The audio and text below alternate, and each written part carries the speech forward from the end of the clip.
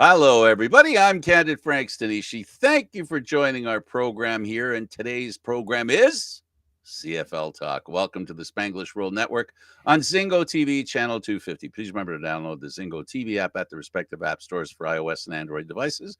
While you download the app, make sure you rate and leave a comment. Both apps are absolutely free. Zingo TV is available on Google Chromecast, Amazon Fire, Fire TV sticks, Roku sticks, and also on all smart TVs 2016 forward. And don't forget to subscribe to Candid Frank Stanisci 1030 on YouTube. Now on CFL Talk, the brains of the operation, David Morassutti. Oi, I always say if I'm relied on as the brains of the operation, we're asking for a lot. I think it says less about you, more about me.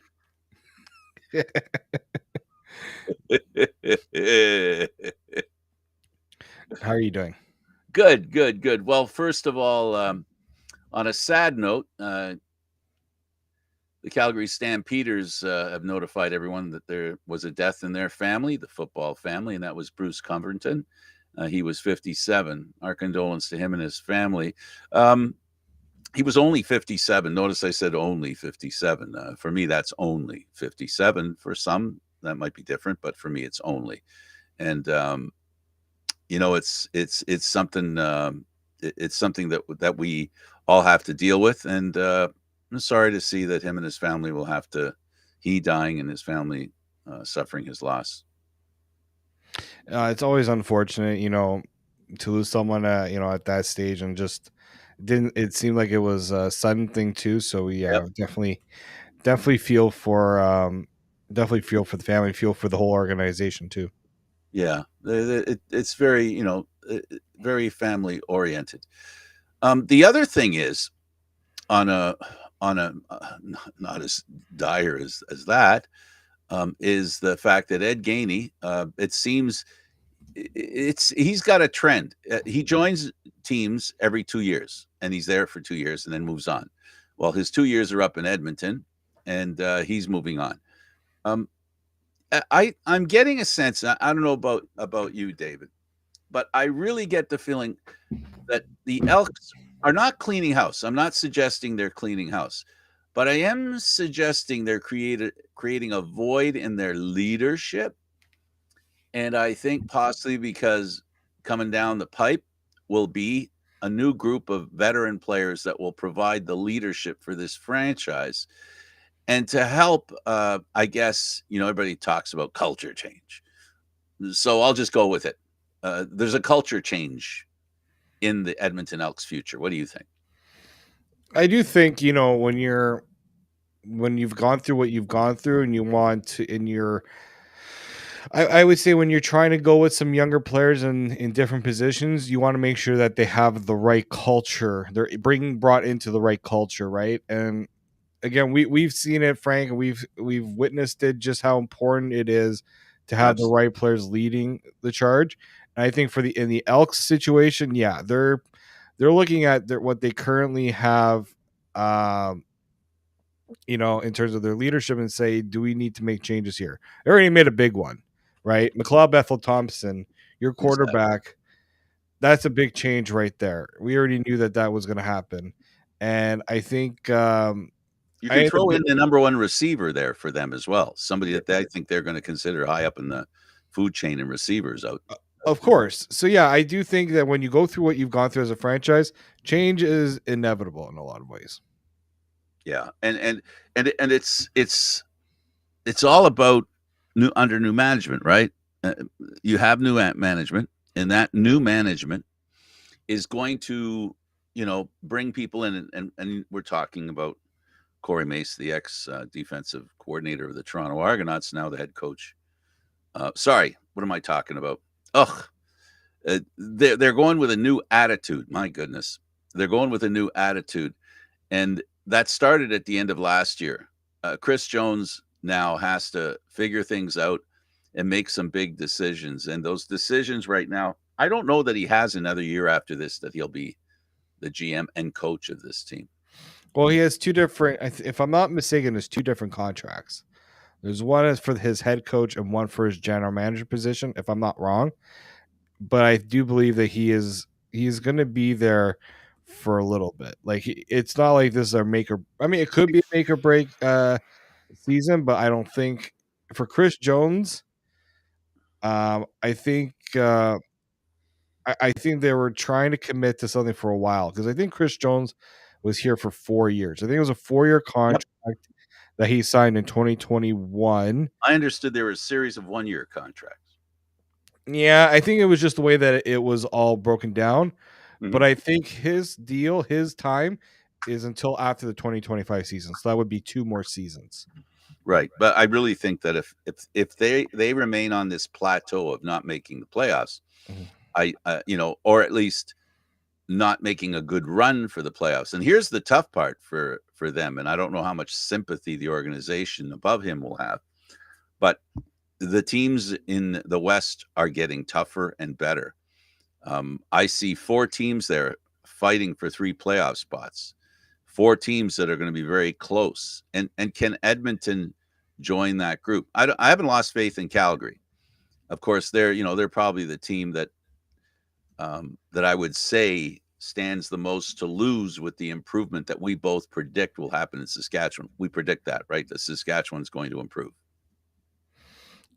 Yeah, no, yeah, You know what I mean? no, for sure, right? Um, i- when you got a new president, right, coming into the fold too, he's gonna look. I think for him, the important thing is you're gonna give him the year. You're gonna at least give Chris Jones this year. Right. If you notice that there's no progress, it's an easy call for him to say this isn't working. We need to change things up. So I think for Edmonton, that's the best option. Cleaning house, I understand why people wanted it this year, but when you look at the coaching cap and management cap and how it all structures out, you have to. It's not an easy said than done sort of thing. I think the league is they've gotten a little more free with what goes on in that regard because it really does. The problem is that you can't have a team handcuffed. It's like 2 quarterbacks go down and you tell a team they can't bring any other quarterbacks, and you don't do that.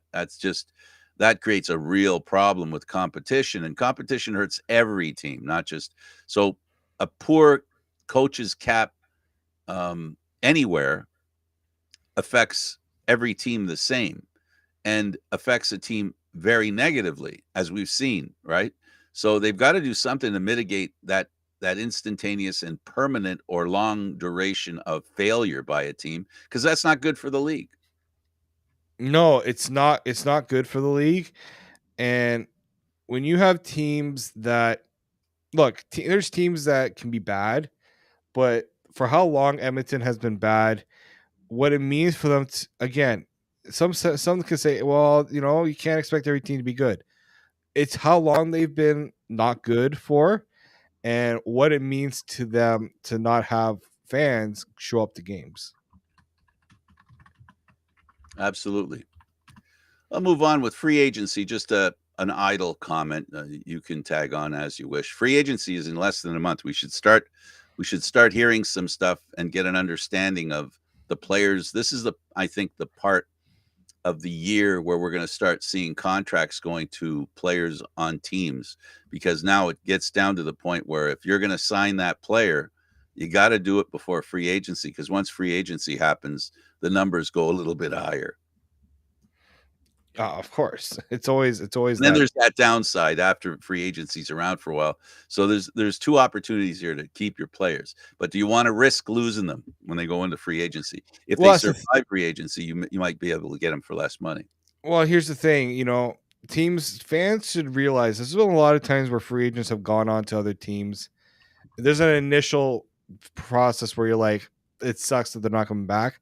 But in the CFL, I give front offices, scouts a lot of credit because they find guys, they find players. It's not easy to plug and play players. I get that. But in the CFL, they do a really good job of that. Well, football's a pretty good game to be able to do a good job of it. There are a lot of football players around, but still, bringing it. It's not just about bringing in great players or good players, even. It's about bringing in the right players. Because of the league and because of what it is. You can't just bring anybody into the Canadian Football League and go, all right, it's predictable who's going to be good, because one thing I believe, there is some predictability with some players, but there's also a group of players that come to the Canadian Football League and establish themselves, not necessarily as a surprise, but they do sit on the practice roster for a little while, and then they get a chance to play, and they prove that it was a good decision.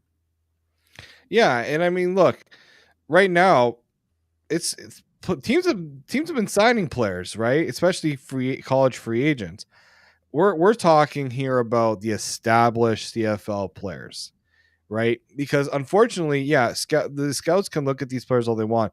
They are not sure A, how these players will fit their system, and B, how long it will take them to adjust. We always hear from the American players how long it takes them to adjust to the Canadian game because they've only known the American game all their lives. Yep, the adjustment is plenty. Well, we call this in the off season of the Canadian Football League. This is our football show. So there is another football league that's playing now, and I can still hear the cries just south of the border in Buffalo. Shall we start with that? Yeah, let's game? Let's start with that. Let's start. I have a lot of thoughts on it. Let's start with the Bills losing to the Chiefs, and they did it not only in old-fashioned ways, they found new ways to lose games historically by Buffalo, who have a very poor. Oh, they have such a poor history when it comes to the playoffs. Now, mind you, when they went to the Super Bowl 4 straight times, but they lost each and every one. What are the odds of that? Making it to the Super Bowl 4 times and ending up with an offer. And then they end up with a quarterback who looked like he was going to destroy the opposition in the first half. It didn't quite work out that way. Well, here's the thing. Everyone was talking about everybody was getting ready to write off the Kansas City Chiefs during the year. And they did stumble a little bit, which made it easier for people to write them off. Yes. But here's the thing. What do the Kansas City Chiefs have that the Buffalo Bills don't have? It's the playoff success. Absolutely. It's players knowing how to make the plays when the pressure is on them. And I think when you look at how this game went for Buffalo, you could take risks as a team. You need to be smart about it. Okay? Our producer Eduardo is saying smarts. Yes, the Buffalo wasn't smart in a lot of situations, but they weren't getting plays. When I saw they put up a graphic during the game, Patrick Mahomes had made like 8 plays of over 20 plus yards, something like that. Buffalo had 0. When Josh Allen was trying to take those shots down the field and he gave his players chances to make plays, and they couldn't make plays. I said, I don't like their chances. I don't like their chances to win this because they weren't able to make those plays. That's what makes or breaks in any game. Josh Allen made some good plays in this game, but he could not, in the critical moments, make the play. And it wasn't all Josh Allen's fault. Yeah, good, because you're not hanging it on him. No, and you know what? I listened to ESPN First Take. They're a fantastic program, especially if you want to debate things. But poor Dan Orlovsky here trying to defend Josh Allen, and look, in a way, it was a bit of a losing argument because when the quarterback loses, it's easy to put it on them and things like that. But when your players are not making plays for you, that team still had a chance to go to overtime. He put his kicker in a good position to make a field goal. The problem was Josh Allen can't kick the football. Josh Allen can't. Remember all those years ago when the Patriots lost, I think it was to the Eagles or the Giants in the Super Bowl. I can't remember which one. And Giselle, his wife, came out and said, my husband can't throw and catch a ball at the same time. Because a lot of people are blaming Tom Brady for the Super Bowl loss. Or it would have been a playoff loss. It was a loss in the playoffs. I can't remember which one exactly. I think it was at the end of his tenure in New England. It could have been. And to me, what it shows there is the same thing that Josh Allen is going through right now. He can't do everything. And I always blamed people who say it was Josh Allen's fault. He can't get it done. No, he gave them a really good chance to win that game. They were winning the game for most of it. There were players not getting things done. Was it Josh Allen's fault that his team decided on a 4th and 5 in I their own I, end to go for a fake punt? I cannot believe that. Two things: the idea and the execution. Take your pick. You could tell that team did not know how to execute that play. They might have practiced it, but Kansas City knew what to do. That was a well-coached special teams move by that Kansas City Chiefs team to not fall for that fake. And if it wasn't for that fumble in the end zone by Hardman, that would have been they would have easily have been up by at least 10 points and had that game put away. And I don't think either of those things belong to. Look, yes, did Josh Allen not make plays? There were times where he didn't make plays. But there were a lot of times where Josh Allen should have had a play made and his team could not come away with the play.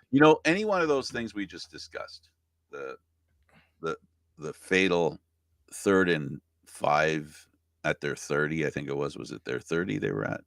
Just past their 30, I think. That, the drop balls, and what you just said right now. That Josh Allen is not to blame. Those throws he made, while they smack of desperation, that they smell of desperation. But for me, I'm not sure it's Josh Allen's desperation. That was his idea to do that. But I do think that he did a good job in making the balls catchable, right? And the first half was totally different. The Bills receivers could not drop a ball. They could, and there were some balls there that were harder to catch than the ones they missed in the second half. It was a tale of two halves for their receivers. I don't know whether, in hockey we refer to squeezing the sticks too hard, or in football trying to squeeze the ball too hard instead of making it just an easy catch. The old story of, is he running first and then catching? Or is he catching and then running? Like all these little technical things that receivers have to do. And it isn't about talent, because they did all that stuff in the first half. All of a sudden, as a team, they couldn't stop the run game. They did better in the first half. They couldn't catch a ball, and they couldn't make, the coaching staff couldn't make good decisions. They weren't good because they failed. They can be a good decision, but when you chalk it all up and go, hey, what it adds up to failure. And that's all that matters. They had so many failures, and that fumbled ball was a perfect example of, the only thing worse would have been an interception. That's what that rises to an interception. That's basically a receiver trying to go for an extra foot and giving away the whole football field, giving it away. And we know in football, it's all about field position. And it gave Kansas City a team that you said, and you're 100% right, that knows how to win. They also know how to take advantage of mental failures by their opposition and then kick it into a gear that just finishes burying the opposition. And that's what they did. Yeah, you pretty much nailed it there. You give them a chance. You give Patrick Mahomes ample opportunities. It's going to take advantage, right? The worst thing you can do when you go up against a good quarterback like a Patrick Mahomes is you make the mistakes, right? What mistakes did Patrick Mahomes make? Right? Like, you see a difference between what the Bills were doing, and people keep saying, what do the Bills need to do? What do the Bills need to do? Don't shoot yourself in the foot. Now, is that coaching? Could be. This is the first year where you could have made a serious case for a coaching change. And I do wonder if Buffalo considers it, considering what happened this year. But, I'm sorry to say, but Patrick Mahomes did not throw an interception. He didn't fumble the football. his players didn't, and his players were guilty of not coming through for him. And that, I think, is the and I do think that's the difference. Now, Absolutely. Josh And Allen didn't make many mistakes. He missed plays, but he didn't make any mistakes, but his team did. yeah, no, he gave his receivers a chance to win the game. He gave his coaching staff an opportunity, and especially the head coach, an opportunity to design a game to win. You know, he did all he had to do. He ran in for 2 touchdowns, you know, and he was, I think it was probably, and I think most people agree, it was the most patient half I've seen out of that guy. That first half was the most patient half I've seen out of him, where he didn't force anything. Yeah. The second half changed. Why did it change? Because of coaching, in my opinion, errors. Because if the head coach makes a call like that, going, 3rd and 5, and he makes that decision, he's saying they can do it. Well, they didn't. He was wrong. His mistake. So this is unfortunate for Buffalo fans, of which I know quite a few. I sat with a couple of Buffalo fans and watched the game about 7-8 years ago, maybe 9. I for whatever reason, going back to the old days, Dawson and company at KC, I decided to make them my team. So now I'm sitting in a place full of Buffalo fans, watching the team that I'm pulling for winning the game, and I'm looking around because there's no other KC fans, so there won't be any big celebrations by Frank. And it was horrible. And to watch Buffalo fans say, "Uh-oh, it's going to happen again," and then I see the field goal that was missed. We haven't even talked about that yet. The most famous phrase that eats the inside of every Buffalo football fan: wide right. The tradition continues.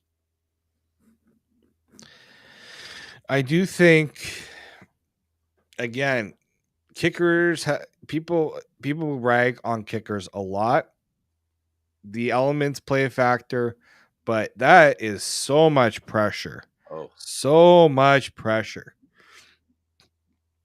I don't care who you are. You can't tell me that when you're a kicker and your only job is to kick the football and you get one chance at the end of the game and you're waiting and when you have time to think about a play, it usually doesn't go well. That's why we rave about the kickers of like Adam Vinatieri, who you call them in the moment and they can kick it. Even like the Justin Tucker, moment calls, you just get it done. And to me, that's the sign of between a good kicker and a NFL kicker and a Hall of Fame kicker. I mean, kickers usually you don't really see kickers get into the Hall of Fame all the time, but I think if you're Buffalo, don't go after the kicker. And I don't know if you saw, he had to delete all of his social media. Fortunately, some fans decided let's make sure that we don't spin this just as a negative situation, and they rallied together, got some money, and donated towards I believe it was a cat shelter, mhm, because Tyler Bass has a history with them. mhm. And so, yeah, I do feel bad for the kicker. I also am like, yeah, I can get what people are saying. It's their job to kick, but I'm sorry. You go into that situation of the game. You try to deal with what they deal with in terms of the pressure. I don't know if many people can. Well, if I can create a tiny little analogy, the kicker was hanging by his fingernails. He was put in a terrible position where he shouldn't have been put. He shouldn't, that game should not have hinged on a field goal. No way was that game for the Buffalo Bills. If you look at each different situation and circumstance where they failed the team, the group, areas of the team failed the team as a whole. He failed. He failed in tying the game. Yes. But you know what? There's about 4 other incidents that we've already discussed that take priority of that because everything we talked about would have led to touchdowns, of which a field goal is irrelevant. The touchdown would have won the game. They would have been able to win the game, and the field goal would have been padding if they had executed and done what they're supposedly practicing every day to do. They failed as a team. This was as close to a team collapse as it gets. So when Buffalo fans want to attack the kicker, there's a lot of people you can point to that caused points to come off the board. And 3 points did come off the board, but there's no less than 21 points came off the board that they could have had easily, not with much of a struggle to get. There were at least 3 touchdowns they could have had if they had done what, even just part of what they did in the first half. The second half was a total failure as a team, and we can only talk about the quarterback in the sense that he's part of the team, but I wouldn't isolate him on any of the issues and the reasons this team lost. Yeah, I think the big one here, and what I will say to Buffalo is don't pile on. I understand that this is a soft. I'm a Cowboys fan. I've been cheering for the Cowboys since 2002. I've been through it all. The Tony Romo fumbling of the snap for the field goal. I've been the Des Bryant catch that wasn't a catch. Been through it all. Don't let this overcome your emotions. It's not healthy, first and foremost. And two, I think Josh Allen will get it, but he needs the supporting cast around him. Patrick Mahomes has always had the supporting cast around him. Yeah. It just wasn't your year, and it wasn't your year. Honestly, it wasn't your year because you saw during the season that things were not going well. Injuries, players not playing well. You fired your offensive coordinator. This wasn't the year to think you guys had this chance. I'm sorry. I look at the Baltimore Ravens. You want to look at how a team does things right? Go look at the Baltimore Ravens. And this is why I think I'm leaning more towards thinking about a coaching change, because I look at what Baltimore's done. Yes, there's been continuity from John Harbaugh and for how long he's been there, but that team they don't make the mistakes that Buffalo made. Simply don't. Yeah, no, they don't. And well, the Buccaneers and Lions, the next team I want to talk about, because I think the Lions are probably a really good story. There was this story, Lions, Bills, Lake Erie battle. That was all, like, everybody was talking about that. And as it turned out, it's not going to happen. And it was going to be a big story. Now, the biggest story, I think, before we leave the Buffalo Chiefs one, is the amount of people that actually watched that game. Oh, yeah. It was an incredible amount. Head and shoulders above many other playoff games. It was incredible. And I don't know if that was her fans that made it. They had an extra 4 million viewers. So it was the most watched NFL divisional game ever. The first to surpass 50 million viewers. Last year's Cowboys was Cowboys 49ers, which pretty big markets there. So I think that if you're the NFL, if everyone says the NFL has, a bias, this game, the viewership kind of confirms that maybe not so much. And maybe it isn't something you should try for, because it'd be surprised, right? Exactly. I think it just reminds us how much of a powerhouse the NFL has become in terms of ratings and things like that, and what they do right. Look, the way their playoffs is set up, you got Patrick Mahomes and Josh Allen going up against each other, everyone was billing this as the new Brady Manning rivalry, right? You know, to have these sort of matchups only adds to just how impressive the NFL has become as a product, really. And look, it was a good game. It wasn't a dud either. No, And no, that's no, the not at part all. that I think people need to remind. Yeah, a lot of people watched it, but it was a really good game. Came down to the wire. A lot of people probably stayed on it, right? They probably stayed on it. Exactly. There's no reason to leave. Yeah, it wasn't like, the wild card rounds where, you know, Team X was out of it in the first half. It wasn't like the Cowboys Packers game. Well, that game had a quick start, but it was a quick start for both teams. That being the difference, right? That it wasn't one team starting off quick and the other one slow. Exactly. Both teams were no neither team punted until later, I think in the second half. Right. Exactly. They didn't need to try any field goals. It was touchdown, touchdown, touchdown, change of possession. So with the Buccaneers losing to the Lions, sorry about that going back to the Buffalo team, but the point was that a lot of people were anticipating and thinking it would be a great thing if it was Buffalo and the Lions playing in the Super Bowl. Well, the Lions can maintain that. Here's a team, long-suffering fans.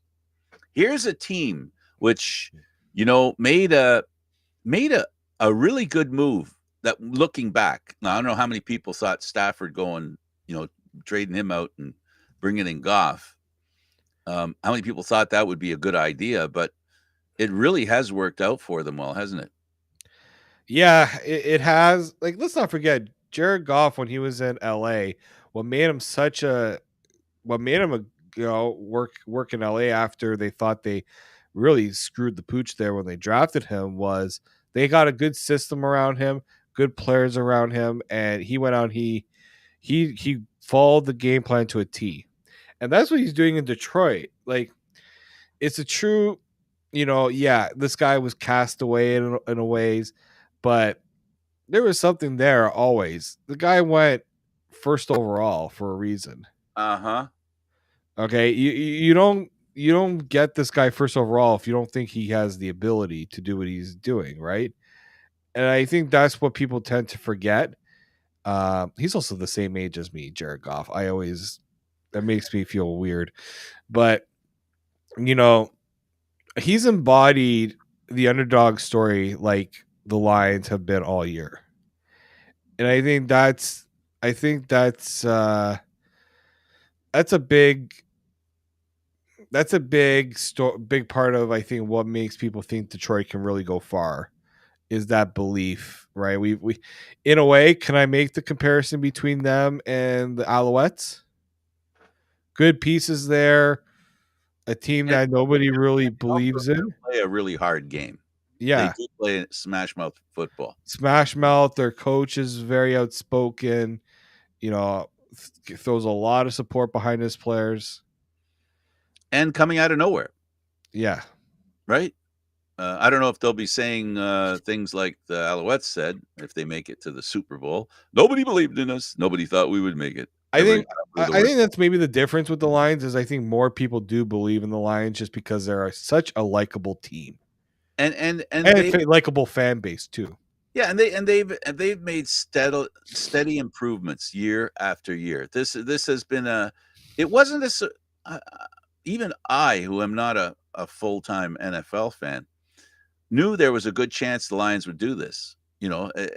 All you had to do was watch the way they played, watch their record, watch how consistent they are. All those things speak well to a team, and they did a lot of things right, and they didn't do many things that were wrong. And that's as important as doing things right. Yeah, no, I like this Lions team. Actually, the only book I've ever read, um, I think it was Paperback Hero, and I think it was about a lion player. So that's the only book I've read in sports. One of them, the only one I read in NFL. I can say that. And so this is the Paper Lion. This is a team that deserves where they are, and there are a lot of people pulling for them, and they're going to be in tough. They're going to be in tough against San Francisco. And Oh, I liked what they did in that game. They really, what they did is what Buffalo can't do: get in a position to win and win. they didn't hand the game over to the Buccaneers. Buccaneers made a push. They tried to make a comeback, but they ended it. They thwarted it. Right. The worst thing you can do in the NFL is give an opening for another team to make a comeback. And I Absolutely. think for the Lions, they didn't do that. They had the ball at the end of the game, and they made the plays that they needed to make sure that game was put away. Now there was the controversy of whether or not the Bucks used their timeouts properly, and if you know whether they also made the right play calls.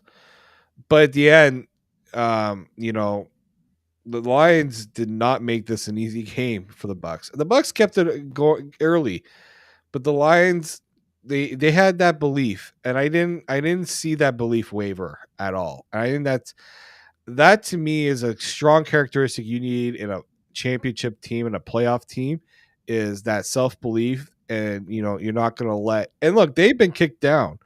I think look back at that game they lost against the Cowboys, where there was the penalty called on the potential game-winning 2-point conversion and things like that.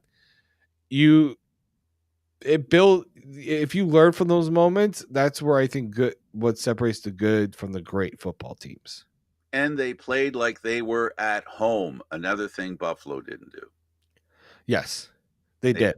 played like they were at home. Now, that's where it changes. That's where this next game changes for them. They're not at home. Right. They're going up against The best team in the NFC. the best team in the NFC, but one that I wonder, is there a little bit of vulnerability there? There might be, but I also think there's a lot of this is a team that I believe remembers how they were kicked out of the playoffs last year. They were denied an opportunity to make it to the Super Bowl because of, unfortunately, injuries.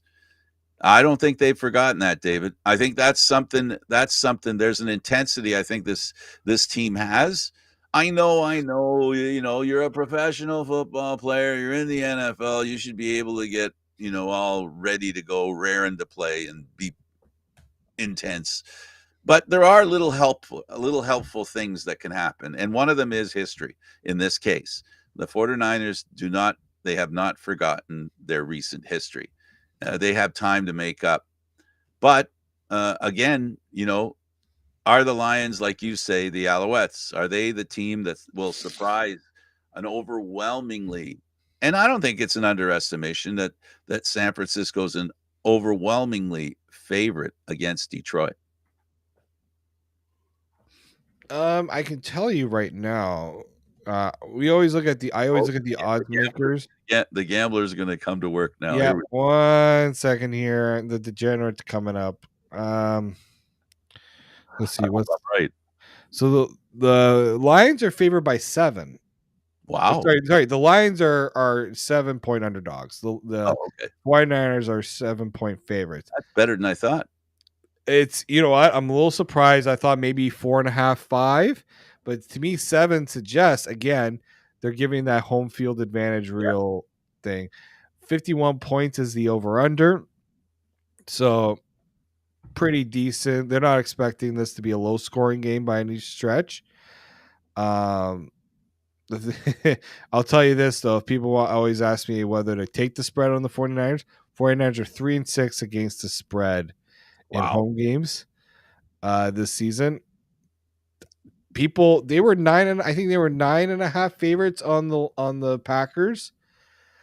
The 49ers offensively were not good enough to win that game, in my opinion, against the Packers. The Packers should have won that game. The reason why I say that is there were plays there, dropped interceptions. You can't.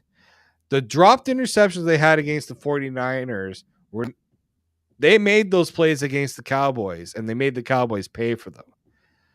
The Packers couldn't give Jordan Love the opportunities he needed to win that game. Yep.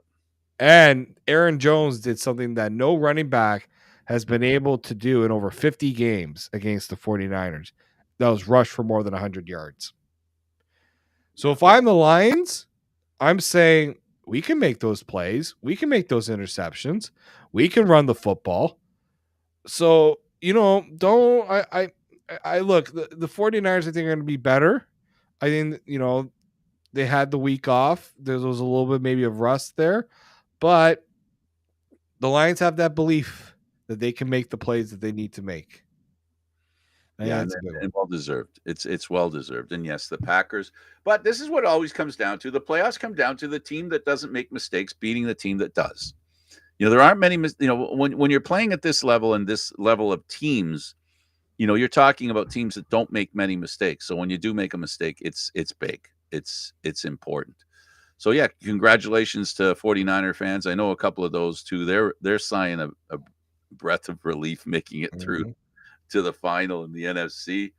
And then we've got the Baltimore Ravens and the Texans. The Texans, they weren't favored in this game at all. Baltimore played like they're at home, and they did a great job doing it. Yeah, I mean Baltimore. I'm having a really hard time thinking any team's going to knock off Baltimore right now. They are just solid everywhere on that roster. Lamar Jackson's looking like, the best version of Lamar Jackson right now. He's got the weapons around him. If they get Mark Andrews back, it makes them even more dangerous. Their defense, what they did to CJ Stroud put up over 40 points against the Cleveland Browns defense. That was a really good defense. And what the Baltimore Ravens showed was we're better than that Cleveland Browns defense. Don't kid yourself. They sent a message with that victory. And I think if you're Mahomes, you don't think about that because you're Patrick Mahomes. You're not CJ Stroud. CJ Stroud's going to be a very good quarterback in the NFL, but he's not there yet. Patrick Mahomes has done it many times before. Lamar Jackson is calling this a heavyweight matchup. I believe it. Two good defenses. The Ravens obviously have the better defense. Two really good quarterbacks. Lamar Jackson, if you look at his play this year, should have the edge, but Patrick Mahomes is still Patrick Mahomes. I think this is going to be such a good matchup, and I think the NFL is frothing at the mouth of what the ratings will be for this one. It'll be a good one, and I got to tell you, we'll move to the next step because we've got a couple of minutes left. I've got my heart says the Chiefs, but my brain says the other, and I'm just dying to see how this turns out. We're going to see one. The Buffalo game was awesome. I have a feeling the Raven game is going to be even better.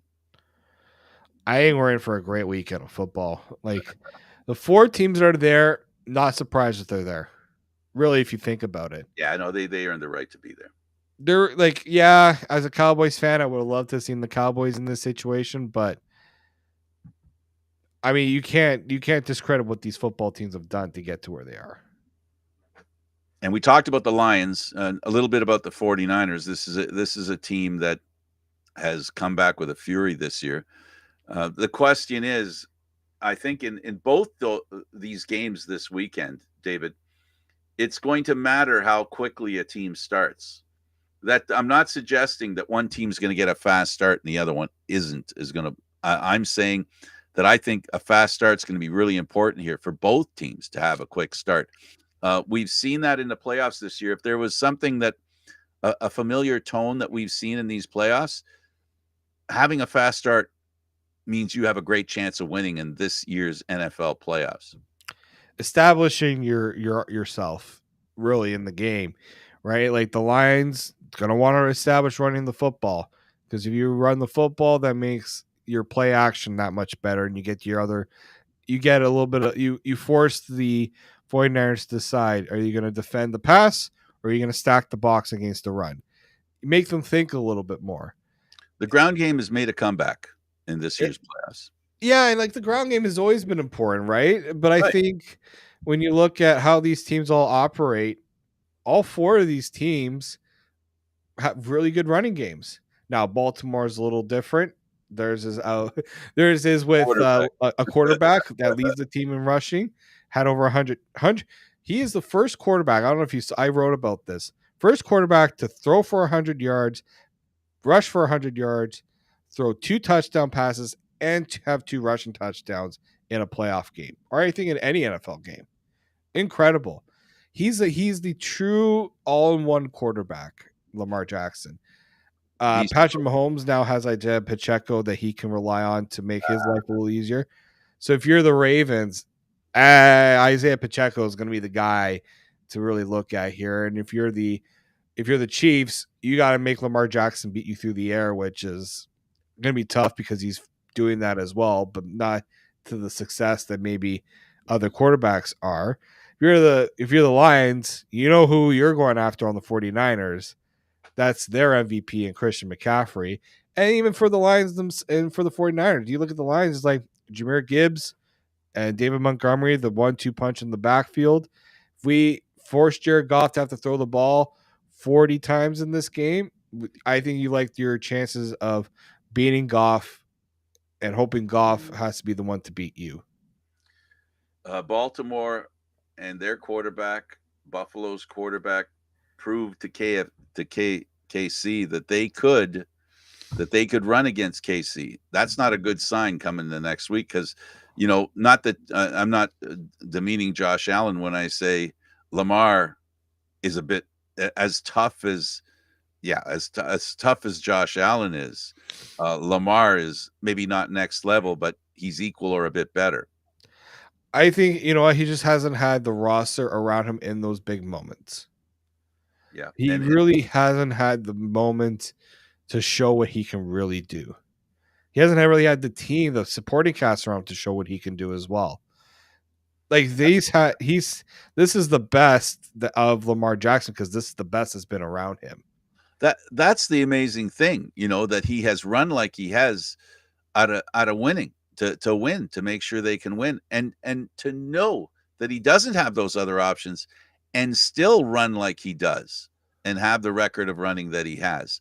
That's what makes him so special and such a threat, to Kansas City. Now, maybe Kansas City can key on him a little more, but still, we saw Josh Allen break through a lot of tackles in that game. I think Lamar Jackson could do the same thing. Probably. You want to get rid of pressure from the pass rush. Kansas City has a good pass rush. Josh Allen didn't get sacked, but he came close a few times. Yep. Get yourself out of the pocket. Kansas City is going to want to keep Lamar Jackson in that pocket. He's not going to give them the opportunity. He's going to decide very early when he wants to stay in the pocket and when he wants to get out. And that's going to be tough. Well, I'm going to go with my heart on this one for both. I'm going to call a Super Bowl between the Chiefs and the Lions. My brain is saying, you dummy, stop it. But I'm going to go with that. I'm going to go with my heart, and I'm going to go Chiefs and Lions. And I'm going to say that's going to be a pretty good Super Bowl. Who do you have going into the bowl? I still think it's the Ravens and 49ers.